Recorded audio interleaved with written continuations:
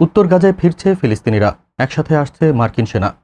সরে গেল ইসরায়েলি সেনা। যুদ্ধবিরতির পর উত্তর গাজায় ফিরছেন হাজারো ফিলিস্তিনি। দীর্ঘদিনের বিভীষিকা শেষে যেন এক স্বস্তির নিঃশ্বাস। কিন্তু এই শান্তির বার্তা কি সত্যিই স্থায়ী? প্রেসিডেন্ট ট্রাম্পের কথিত শান্তি পরিকল্পনার প্রথম ধাপ বাস্তবায়নে হামাস ও ইসরায়েল উভয়ই রাজি হওয়ার পরেই কার্যকর হয় এই চুক্তি।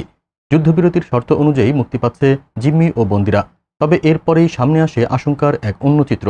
আলোচিত এই যুদ্ধবিরতি পর্যবেক্ষণ ও কার্যকর করার জন্য গাজার চারপাশে মোতায়েন হচ্ছে 200 আমেরিকান সেনা। প্রকাশ্যে বলা হচ্ছে তারা মিশর, কাতার, তুরস্ক সহ কয়েকটি দেশের সাথে মিলে একটি যৌথ টাস্ক ফোর্সের অংশ। যদিও ওয়াশিংটন প্রশাসন স্পষ্ট জানিয়েছে কোনো আমেরিকান সেনা গাজায় ঢুকবে না, তবুও ইসরায়েলি বাহিনীর সঙ্গে তাদের ঘনিষ্ঠভাবে কাজ করার এই ঘোষণা জন্ম দিচ্ছে গভীর সন্দেহের।